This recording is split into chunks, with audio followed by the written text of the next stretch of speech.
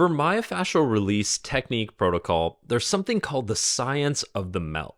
Fascia is a colloidal substance. A colloidal substance is a material where tiny particles are suspended evenly within another substance without fully dissolving into it. So it sits somewhere between a solid and a liquid. To change its state, we rely on two primary physiological responses. The first is thixotropy. The property of certain gels become fluid when agitated or stressed. So constant low load pressure creates the heat and energy necessary to transition fascia from a more solidified gel state to a more liquid sol state. There's also piezoelectricity.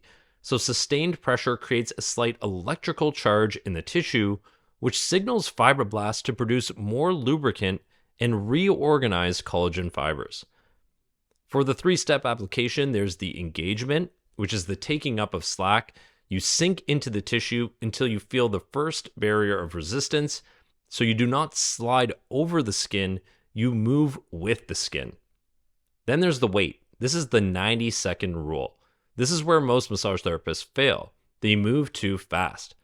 The ground substance of fascia requires a minimum of 60 to 120 seconds of sustained pressure before the first release vasodilation occurs.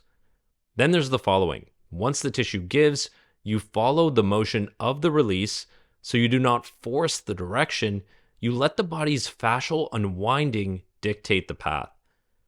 In terms of comparison of modalities, Swedish massage is going to have a lot of oil, it's going to be rhythmic and fast, you're moving towards the heart, and you're targeting muscle belly and tendons.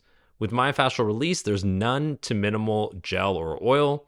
The speed is extremely slow and static. The direction is multi-directional and barrier-based. And the target is the collagenous web and ground substance. Finally, listening with your hands. So myofascial release is a dialogue, not a monologue.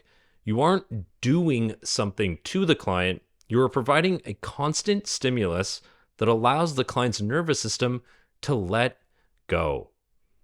In terms of what the client reaction is, monitor for autonomic reactions.